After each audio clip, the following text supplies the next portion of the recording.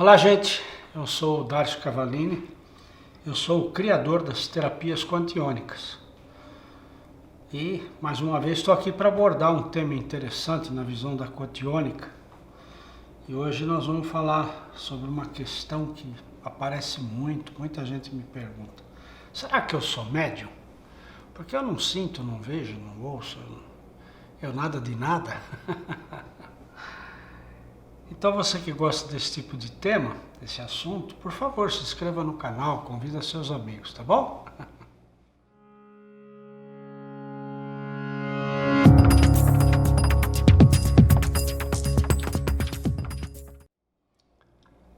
A grande questão, a grande pergunta que uma boa parte das pessoas me fazem, né? Pô, será que eu sou médium? Porque, olha, eu vou aí nessas casas aí, eu vejo tanta gente que se manifesta, que sente, que fala, que vê, que enxerga. E eu não vejo nada, já participei de várias sessões, já fiz cursos de desenvolvimento mediúnico no kardecismo, nunca consegui sentir nada. Então eu fico achando que eu não sou médium, eu não sirvo para essas coisas. Quantas vezes você já não ouviu esse questionamento, né, na sua vida, principalmente você que frequenta o espiritismo, o kardecismo, né? O fato é que, com o desenvolvimento da temática, dos ensinamentos de Kardec, com toda a literatura que foi criada a partir de Chico, André Luiz, enfim, tantos autores maravilhosos que nos brindam, né? Nos presenteiam com obras mediúnicas maravilhosas, trazendo tantas informações para a gente do plano astral. Porque, convenhamos, isso é um fato indiscutível. Tudo que acontece de novo aqui na Terra, na matéria, pode ter certeza que veio de outra dimensão. E nós sabemos que a nossa relação, mesmo estando no corpo físico, a nossa vivência, experiência de vida é na quarta dimensão, que é o mundo do sonho, o mundo da imaginação. Aí é que você atua, a parte espiritual que você é, o espírito que você é. E você simplesmente usa o seu corpo para materializar, para experimentar na tridimensionalidade, que é a Terra. Então isso já é um fato. Pelo simples fato de acontecer assim, todo mundo é um espírito que tem um corpo físico. Esse fato já mostra, de forma lógica e racional, que todo mundo é médium. A dificuldade é que muitas pessoas, em função dos ensinamentos que a gente tem, da nossa cultura, do aprendizado já com a família, com a religião, que o espírito é uma coisa misteriosa, e as religiões, de forma geral, em especial a Igreja Católica, a Igreja Evangélica, promovem o medo do espírito. Ou seja, o ser encarnado, ele acaba sentindo medo do espírito, tem medo de enxergar espírito, tem medo de lidar com o espírito, porque é passado a ideia de que espírito é coisa do demônio. Se espírito é coisa do demônio, convenhamos, todos nós somos coisa do demônio, porque você é um espírito que está num corpo físico. Ai, que horror! Nós somos, né? O problema é que o medo é uma porta que ainda não se abriu. A ignorância é que faz o medo. E as religiões, em especial através da católica, trabalharam no sentido de construir essa verdade, de que a alma morre, né? Ou seja, todos nós sabemos que é imortal, mas se diz assim, né? Que se você não for um santo, se você for um pecador, a sua alma vai ficar morrendo lá, morrendo eternamente, ou morreu e fica lá eternamente no fogo do inferno, queimando eternamente. Isso foi uma criação muito inteligente no século IV, do imperador romano Constantino, porque tinha que passar a ideia de que a alma também sofre as penas do pecador, né? O que não é verdade. Então, todo mundo acha que vai para uma casa espírita e tem que ser um fenômeno, tem que ser uma pessoa especial para conseguir desenvolver determinadas sensibilidades. Mas isso é um grande engano, porque na verdade nós todos somos um espírito com um corpo físico e, portanto, nós temos todas as sensibilidades que todos os espíritos têm. A dificuldade é a ignorância com relação a como fazer isso. E como se faz um misticismo muito grande em volta de algumas mediunidades, né, se engrandecendo, enaltecendo demais, por exemplo, as pessoas que se dizem clarividente. Por quê? Porque eles enxergam uma série de coisas, na verdade não enxergam, não. O fenômeno de enxergar como Chico enxergava, como eu tive 2, 3 experiências na minha vida, de literalmente um espírito se materializar na minha frente, são raríssimas hoje em dia. Porque, na verdade, a comunicação com o plano espiritual funciona por telepatia. O que é a telepatia? Eu sinto aquilo que o outro sente. Essa é a comunicação. Por telepatia, por exemplo, nós podemos conversar com qualquer pessoa de outro idioma que a gente não conhece. Eu posso conversar com chinês, com japonês, você também, com russo, com americano, com qualquer um, mesmo não falando o idioma. Por quê? Porque a telepatia é a comunicação que existe entre duas mentes, em que conseguem entrar na frequência vibratória uma da outra por empatia ou por simpatia, né? Por ligação energética, e um passa o sentimento para o outro. E é assim que acontece o fenômeno da incorporação.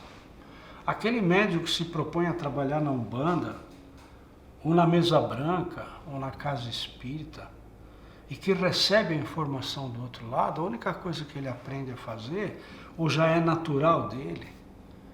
Por quê? Porque ele tem mais compromisso com esse tipo de mediunidade, de informação, para ser passada do mundo espiritual para o mundo físico. Ele entra na sintonia daquele espírito que vai se comunicar e vai passar a informação do que ele está sentindo. Então você enxerga grandes palestrantes, né? Como o Divaldo Pereira Franco, por exemplo, é um grande palestrante. E ele se comunica como? Né? Não é o espírito que sopra no ouvido dele, palavra por palavra, para ele desenvolver a palestra. Não funciona assim. Eu, da mesma forma, guardando as devidas proporções, porque eu não tenho, talvez, a mesma intensidade fenomênica, né, do Divaldo, mas eu também, eu sinto o assunto, o tema, eu passo a sentir na minha pele, no meu coração, o que é, vivenciando a experiência, e vou decodificando através do meu cérebro, com as minhas palavras, com a minha energia, vou passando a informação que o mundo espiritual está passando. Então é por telepatia, eu sinto e eu passo.